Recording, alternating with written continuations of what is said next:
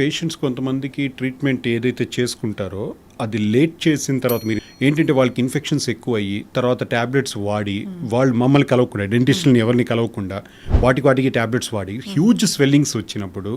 అప్పుడు వాటిని ట్రీట్ చేసి అవి స్పేస్ ఇన్ఫెక్షన్స్కి వెళ్ళినప్పుడు అప్పుడు వాటిని ట్రీట్ చేయడం పేషెంట్ ఏమో ఫస్ట్ ఎంటర్ అవ్వడం క్లినిక్ ఎలా ఉంటుందంటే మైల్డ్ పెయిన్తో వచ్చి ఉంటారు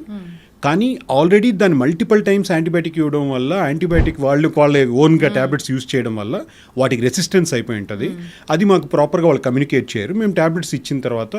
తగ్గకపోగా సడన్గా స్వెల్లింగ్ అయ్యి అది స్పేస్ ఇన్ఫెక్షన్స్లోకి వెళ్ళినప్పుడు అప్పుడు పేషెంట్ మేము నార్మల్గా వచ్చామండి మీ దగ్గరికి వచ్చే వాళ్ళు వాప్ పెరిగింది ఇలాంటివి స్టార్ట్ అవుతాయి అన్నమాట